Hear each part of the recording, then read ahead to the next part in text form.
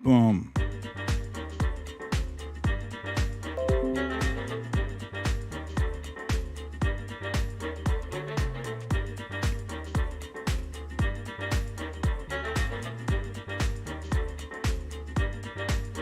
Hey!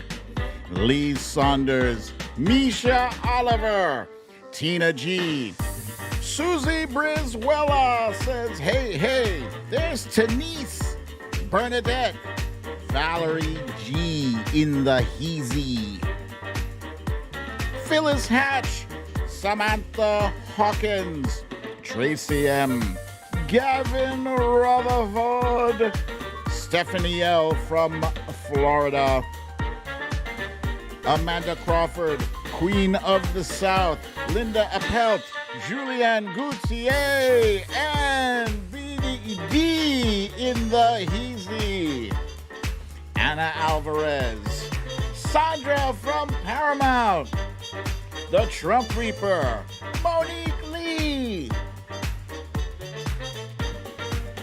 Patricia Haverkamp, Sarah B,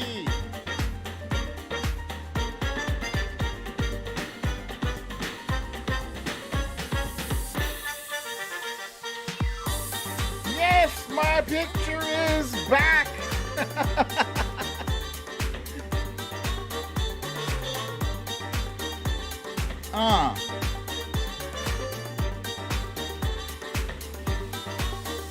Olivia S., Kathy Murphy, Samantha Hawkins,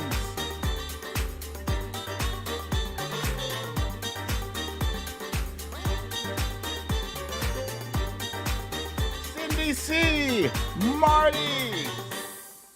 Welcome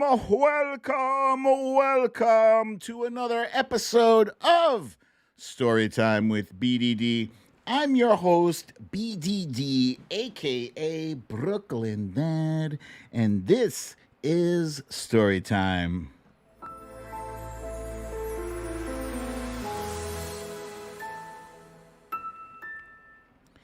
Gling, gling. Welcome. Happy Friday to everyone. I see Patricia Pueyas popped in. Watcher Sokol. Thank you, everyone. Happy Friday to all. Asmila J is here too. We got some stuff to cover today. Some exciting stuff, some interesting stuff. PJ Lacasse is here too. And Kathy Rovner, welcome back. But first, we're going to do our little wrap up in our stories of the day.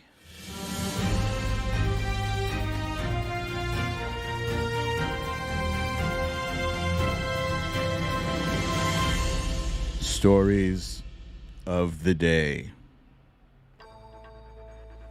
President Biden has made his first trip to England to the G7 as the President of the United States. The international community was blown over with First Lady Jill Biden's fashion selection. We're going to take a look at the Department of Justice and what the fahizi is going on there. Speaking of fahizi, who the fahizi? It's our latest BDD guessing game. And last but not least, today's You Raggedy Bush is none other than Rod Rosenstein. Is it Rosenstein? Rosenstein. Hey, Alaska Cindy is here as well. Who else did I miss? I see RJ is here with a migraine. I'm sorry to hear that. Jamie from Wisconsin is here, as is Cha-Cha. And let's see, Marty is working, but he was kind enough to join us. Thank you so much, Marty. And Lee Saunders is here too. All right, so first things first, I like to do the random stuff right up front. Today, I was fortunate enough to be able to accompany the children Hey, and there's Scribble My Dibble. How now, brown cow? What up? Michelle Warmoth is here. Sally Rose. Yes. Uh, so I was able to accompany the children to get their second Pfizer shot. So the Brooklyn Dad household is now fully vaccinated. We're going to wait 2 weeks, obviously, for their 5G to kick in. And hopefully, knock on wood, we can keep them hydrated enough to keep those um, ill after effects at bay. They say sometimes, you feel sick, you have a little stuffy nose, you got a fever, headache, whatever. I think I might have had just a slight headache for an hour or so. And then I was fine. I was fine. What else in the random slides? Oh, there is a special guest in the BDD household yesterday and today is my son, Malik. And the reason he's not here now is because he's working. He's a scientist. I love saying that. I love saying that. Yeah, what's your son do? Oh, he's a scientist. Works for a major pharmaceutical company. Yeah, and he's a great kid. He's 24 years old. I'm very proud of him. And last night, he and I got to watching. See, he and I spent many years, just the two of us, going to the movie theaters, just the two of us, because his older brothers didn't have time for that. But me and Malik, we were going to the movies every week. So last night we watched this thing on Paramount, and it's called Infinite. And it's a cool concept. The concept is Mark Wahlberg, who's really not a great actor, and I realized why he gets so much criticism about that last night. He plays a guy who has lived like infinite lives, like he's just keeps getting reincarnated, and somehow he's able to remember all of his skills and abilities from lifetime to lifetime to lifetime. But in this, he can't remember. And, so he spends most of the movie looking confusicus. And this guy is actually Dylan O'Brien is his name. This is the reason most people were excited about the movie. He plays the life that Mark Wahlberg had before he became Mark Wahlberg. And he's clearly a better actor because many people were excited about him. Overall, I enjoyed it. If you're not looking for a great plot, or if you can, ignore certain plot holes and stuff, great action, decent special effects. Just turn your brain off and just go along for the ride. It was fun. I had fun. I give it an 8.5. And I'm a generous grader. Some people might give it a little lower. I gave it an 8.5 out of 10. This next movie, In the Heights, I am looking. There's Malik right now. Hold on. Malik? Hey, so just so you know, I don't want to put you on the spot or anything, but I am live on the show now, and so are you. Uh, wait, so what's going on? I just finished work, so I'm just gonna start heading over. Okay, great. So I'll see you. Feel free to pop in and say hi to the fans. They're all fans of yours too. All right. I was going to probably head. I was gonna hang out with Jude and most of a bit, but I'm gonna be coming to you first. Okay, good. Is Jude coming to pick you up? I have to call him for what he's doing. All right. Well, let me know. We'll discuss when you get here. All right. That's good. Bye, Malik. All right, bye. Ha! Yeah, he's a good guy. He's good. So anyway, tonight he will not be watching In the Heights with us, but Wifey and I will be watching the latest Lin-Manuel Miranda creation, which takes place in the neighborhood where I grew up. I think roughly, it's Washington Heights, New York. It's way up at the top there. We lived in Inwood. That's part of Washington Heights. Don't fight me over it, all right? Um, it it's already gotten rave reviews by everyone from The Rock to Oprah Winfrey, and yeah, so that's the deal. That's our movie for tonight. Tonight is pizza and movie night. Linda Appelt says she watched it last night. What did you think? Hey, hold on a second. Weed Whacker Eric is finally back. Holy cow! Great to see you. Haven't seen you in forever. Love to see you, Eric. Weed Whacker Eric, everybody. All right, so that's it for our random stuffs. And I'm glad that I have the video back. That was disgraceful what happened. There's no reason, there's no explanation. It just suddenly popped back on. It might have been because of the heat. It was very hot and humid in here. I'm waiting to hear. Oh, Linda Appelt says the movie was good. Anthony Ramos is awesome. Awesome. Okay, and Stacy Mendenhall is very helpful in reminding us to please hit that like button while you are here. Whether you were lurking or whether you were actively participating and mulling around and saying hi to your peeps over in the chat section there. All right, let's jump right on into our quick hits. Yeah! Yeah! Hit that Somomobile! Hey, what's up, Ness? Ness from Connecticut has just joined us, as has Victorina. Welcome, Victorina, too. Excuse me. Okay, quick hits. The G7. The G7 for the past 4 years used to be, except last year there wasn't a G7. Trump decided he would not attend a virtual G7. So that didn't happen for us last year. But the previous years, he was in total embarrassment. Well, there's a new sheriff in town, I'm happy to say, and his name is Joseph R. Biden. And the R stands for ready to reclaim our respect on the world stage. And there he is pictured with Boris Johnson, who is the UK's version of Trump. And there he is pictured. It's very tiny, but trust me, he's in there. He's pictured there with the world leaders. There's nobody laughing at Joe Biden. There's nobody dissing him. You know, he's there as an equal and as a respected and admired leader. And there he is at the table, making some, the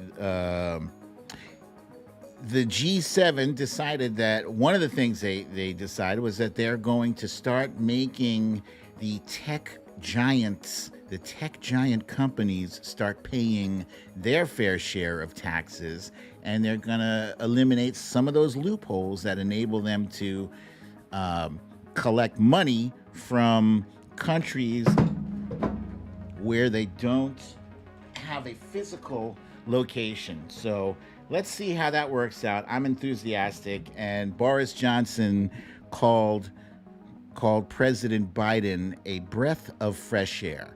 Now, I would agree. I think the entire world would agree, especially after the embarrassment that I call the Montenegro shove. You all remember this.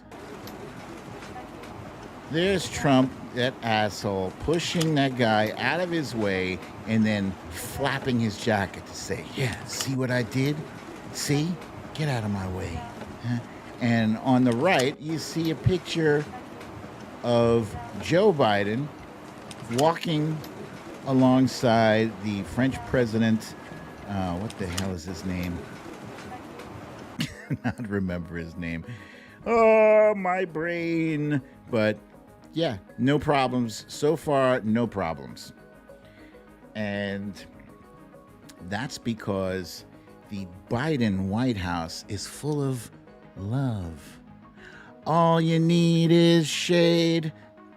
All you need is love. Ha! Yes, the shade was in full effect when First Lady Jill Biden showed up with her love jacket. And as you can see, it's a stark contrast between the message that Jill Biden was sending and the message that her predecessor, Malaria Trump, was sending. There she is pictured with President Biden and Boris Johnson and his wife, and I can't remember his wife's name either, but they are all head and shoulders above the disgrace that was Melania Trump. And there was, nobody was able to get a comment from Melania Trump how she felt about Jill Biden's jacket, but I really don't care, do you? No. Critical race theory was back in the news today, or at least trending back on Twitter once again. And I find that whenever people start talking about critical race theory, they really don't even know what the hell it is. But the reason it was trending today was because our honorary Raggedy Bish of the month, of Pride Month of June, is Ron DeSantis. And Ron DeSantis passed a law basically banning critical race theory, also known as CRT, banned it from being taught in schools. Well, guess what? It's kind of a non-issue because it's not being taught in schools anyway. It's not. It's a thing for law schools. It's lawyers, law schools, law students are studying this shit. It's not K through 12. And what's the big deal anyway? What is the big deal? You don't want your kids to learn about racism? Huh? Is that it?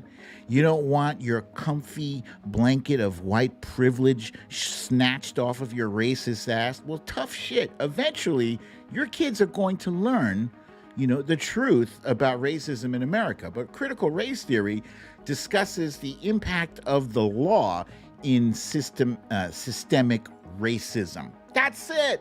That's it. Good Lord.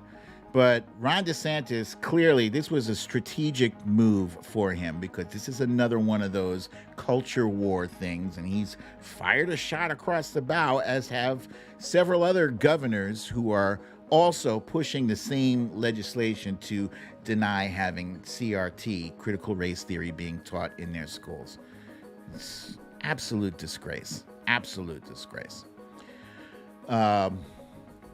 This doesn't necessarily make up for it, but today we learned that the young lady who shot the video at the murder of George Floyd by Derek Chauvin, her name is Darnella Frazier, and today she was awarded an honorary Pulitzer Prize, which is a great honor. It is a fantastic honor, and she deserves it because it was a brave thing to do for her.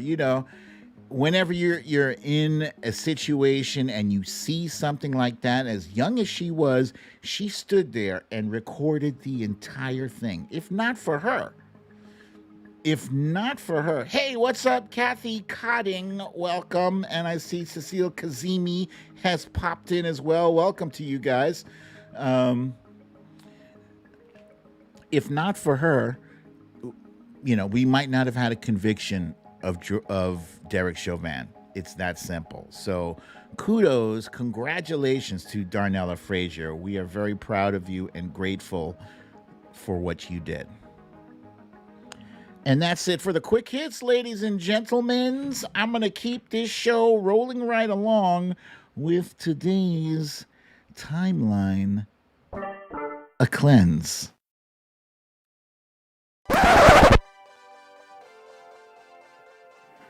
Timeline cleanse.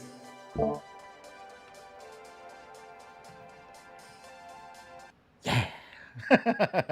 All right. First up, so the January 6th attack has been described as by some Republicans as nothing more than just a tour, just an average tour. So I came across a video in which somebody kind of reenacted the January 6th tour for us. I can see that it's crowded. Pardon me. This is the line for the gift shop? You don't know. Okay. Honey, come look. They got street performers. It's like Stomp or something. They must be having a sale at the gift shop. It is busy. Uh-oh. I made a uh-oh. I don't even know how I got in here. Can we be in here? I mean, they say it's our house, so... Someone said the gift shop was through here, so that's how I got here. I don't know. Oh, it's not? Okay. Oh, no. It got smoky out here, right? You said they're doing live theater? Oh, that's nice. Like a little Shakespeare on the lawn? That's nice. I can see that it's crowded. Pardon me. This is the line for the gift shop? She's looking for the gift shop. Honey, come look. They got street performers. Street Stomp or performers. something. They must be having a sale at the gift shop. It is. That is extremely low tech, but extremely clever. And I just thought that was hilarious because obviously anyone with a working brainstem could see that was not no tour. Next up, I have a clip. You guys know I'm a big fan of magic. Oh, by the way, I just wanted to mention that this woman here is on Twitter. Let me just go back briefly to this. Give her props. This is the line for the gift shop? You don't know. Honey, come look. I think They got it's street performers. It's like Stomp or something. Damn They it. must be having a sale at the gift shop. It is busy. Wait. Uh-oh. Let's see. Oh, I got in here. Can we be in here? All right. They say it's our If house, you know so- this woman's name, she is on Twitter. It's something like EJ Lizzo, Oh, it's something not? like that. She's very funny. She has a whole bunch of no. other videos too. Got I can't smoky remember out her here, name. right? You said All they're right. doing live Next up, theater? as Oh, I that's said, nice. I am a huge. Oh, Watch Ahsoka says she's already following her. Please provide her name in case anyone else would like to follow her and see. She's got a bunch of very funny videos. I'm a huge fan of magic. There's certain magic tricks that I don't care how many times I see it, I'm always impressed. And this next one is no exception. He's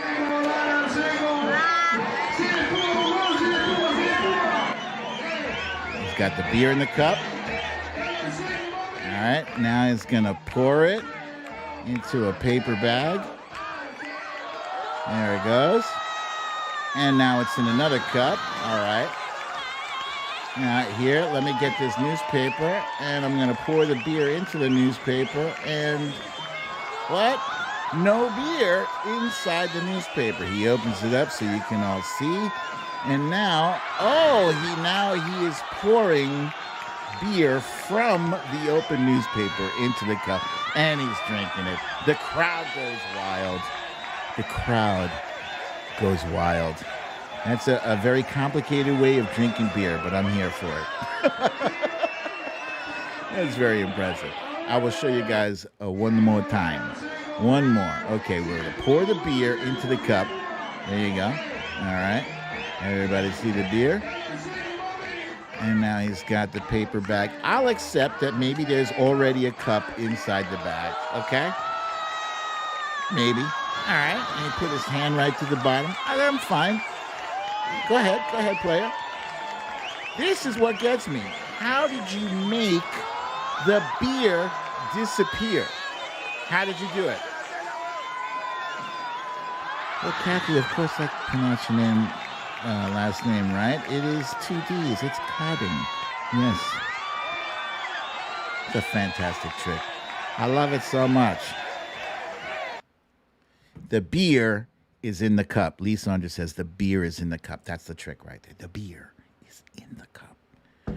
All right. Last but not least, this next one, I love it so much. You know, I consider myself a good dad, right?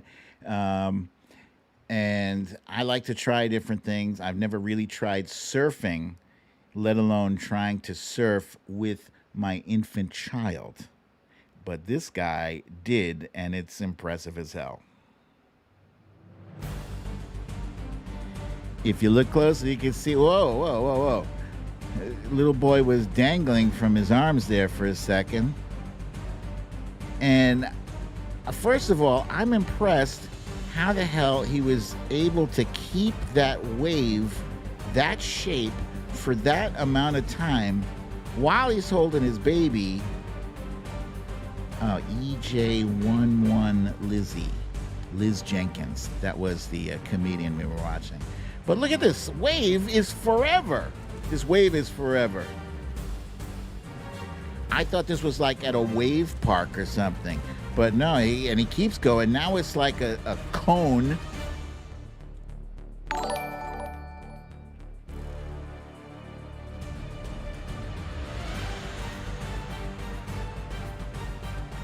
That is hella impressive. Hella impressive.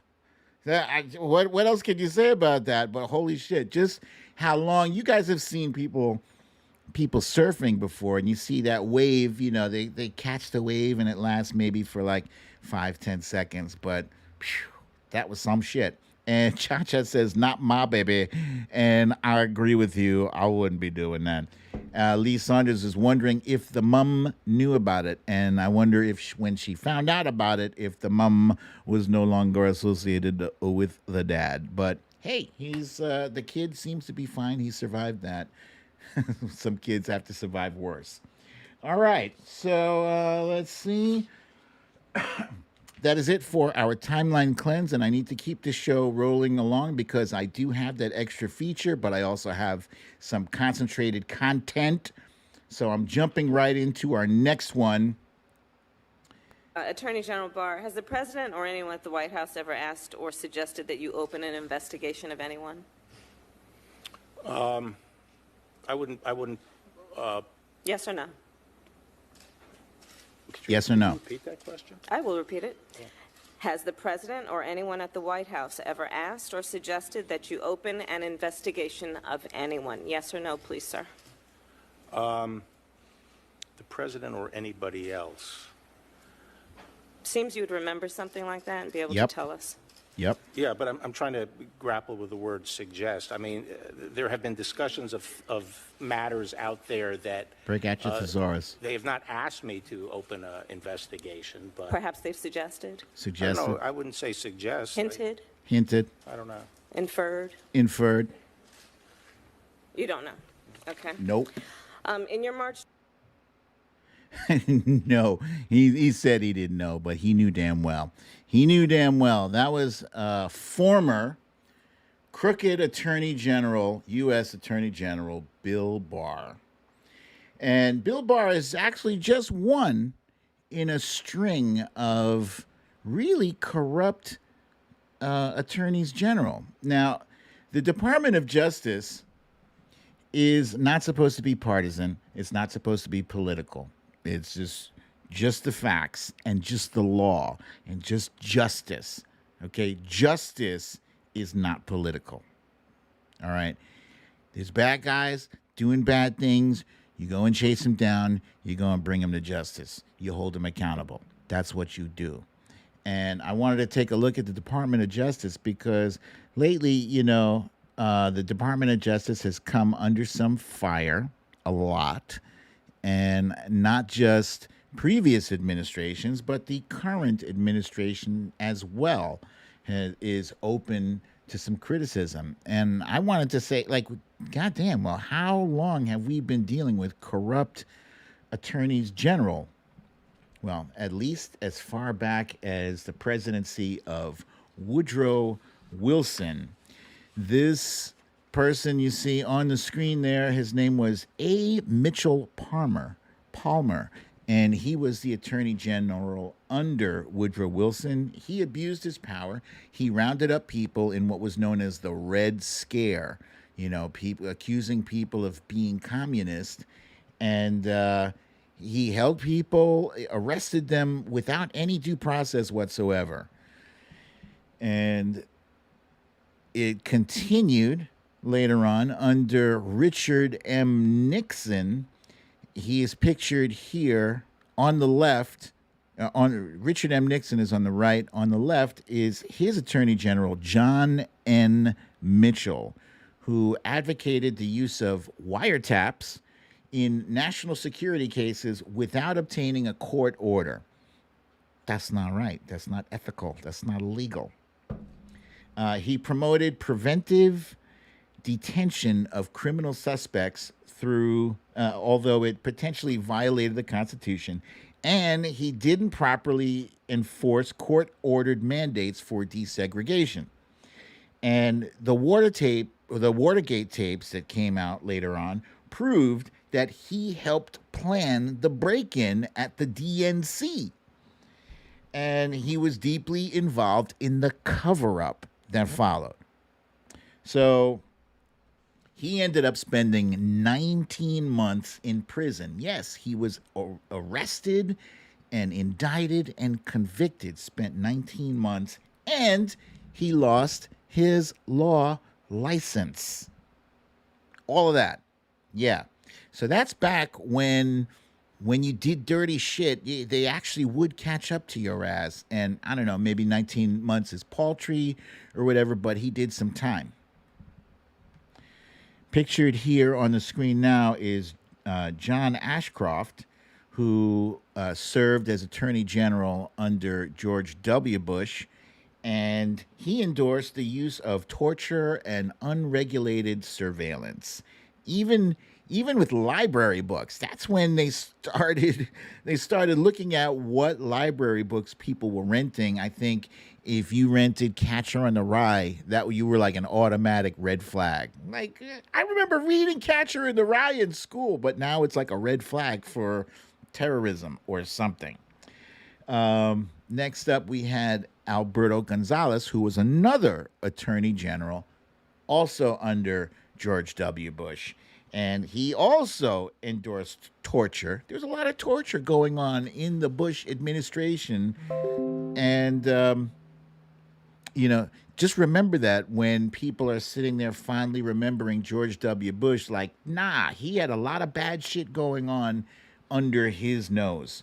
Warrantless surveillance, and he politicized the office of the Attorney General. And he might not have been the first person to politicize the Attorney General's office, but he certainly was not the last.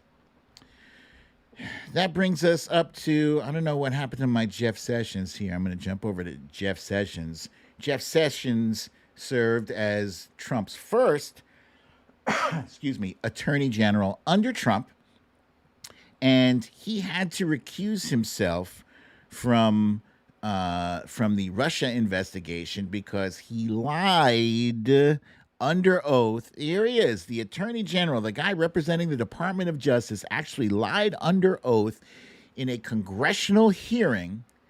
He committed perjury, and he got away with it. So he had to recuse himself, and that obviously made him not endeared by Trump.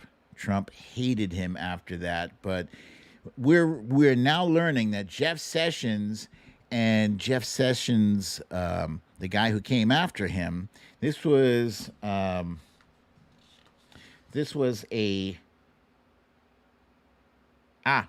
Matthew Whitaker, who's a hot tub salesman and Mr. Clean stunt double. This guy was the acting Attorney General. He didn't even go through a congressional hearing. He didn't go through a Senate confirmation, which was, bogus, but that also left him above being under the purview of Congress. And he thought he could supervise the Mueller probe himself, and he found out, no, you cannot. So that acting Attorney General was then soon replaced by, not Rod Rosenberg. My slides are all out of whack here. all out of whack. there's there's there's Matthew Whitaker selling a hot tub. Okay. He was replaced by Bill Barr. And Bill Barr, as we all know, was Trump's right hand man. That was his Roy Khan. That was his fixer. That was the guy who completely politicized the office and thought he was above the law. And we are also just now finding out that he played a big part in the controversy that has arisen as of last night. It was a report by the New York Times saying that Bill Barr and Rod Rosenstein were complicit in spying on Adam Schiff and his family members, including a minor, as well as Eric Swalwell. They subpoenaed phone records from Apple, Apple, who previously had refused to hand over the phone records or, like, think the password. They didn't want to break the password of some murderer. They didn't want to do that. But yeah, we'll hand you a congressman's family's metadata for their phones. This is outrageous. And this was one of the things where people are saying now, this is worse than Watergate. Okay, it may be worse than Watergate. It's worse than Watergate. Maybe it is, maybe it isn't. But I'd like to see some handcuffs start going clink right about now. Because we've been hearing worse than Watergate for, what, 3-4 years now? Right? And we didn't see any of those people implicated in the worse than Watergate scandals. None of them have been held accountable. So this is a disgrace. And Bill Barr also refused. He completely jacked up the Mueller probe. He refused to hand over the full Mueller probe to the House. He refused to testify before the House Judiciary Committee. He just refused to testify.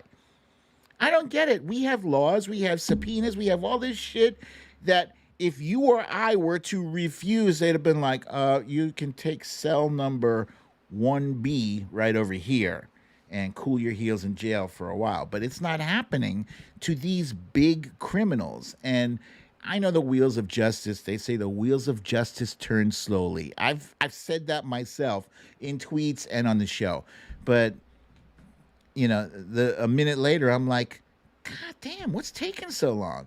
So now we have Attorney General Merrick Garland, who was previously President Obama's pick for the Supreme Court. And, people kind of saw him as a good choice, conservative choice. Conservative. And I'm intentionally using that word, conservative. I was never fond of him. I was never, I liked when he first introduced himself to us and he said his parents, his family had been through the Holocaust and he wanted to see justice done and he wants to hold white supremacists accountable and all that stuff. And I was feeling him that day. He got all choked up, all verklempt. But I also remember saying that I just didn't feel like Merrick Garland has the killer instinct. He doesn't have claws and talons and sharp teeth to bite into this big chunk of crime. And then we hear that the Department of Justice under Merrick Garland will defend schools' exemption rules on anti-LGBT discrimination laws. So this administration pitches itself as friends of the LGBTQ community, friends, advocates, but you're not going to prosecute schools that are discriminating against LGBTQ students? What's up with that? And then on top of that, we also find out that the DOJ is going to defend Trump in his defamation lawsuit that E. Jean Carroll is put out there. They're defending Trump. This is our Department of Justice. I just don't get it. Where is the justice in that? Where is the justice? It makes no sense. So, what is up with this Department of Justice? Earlier today, Merrick Garland made an announcement. He made a speech saying that the Department of Justice is going to be hiring twice as many agents to handle voting rights, to defend voting rights, whatever that means. I mean, I guess that's good. If there are cases that come up where a state, a city or state is impinging upon the rights of voters, or if they're employing voter suppression, then they'll, jump into action, But I want so much to believe in this Department of Justice. It's just very, very frustrating. It's not like people are saying, well, it's only been 6 months, give it time. Yeah, but you know what? It's been more than 6 months. We've been watching this shit show for 4 years. How deep is the corruption in the Department of Justice right now? How many people are left over from the Trump administration, people who are loyal to him? Are they just going to make the higher-ups, the people with, clout behind their name, are they just going to make them exempt from prosecution and, indictments? It remains to be seen. I want to see it. We deserve to see it. This is what we voted for. A lot of us, we were voting for jobs and wages and, the environment and shit like that. But a lot of us want to see some justice done. We want to see people being held accountable. Right now, it seems like when people talk about the deep state, they talk about this is deep state. I don't subscribe to the whole deep state bullshit. But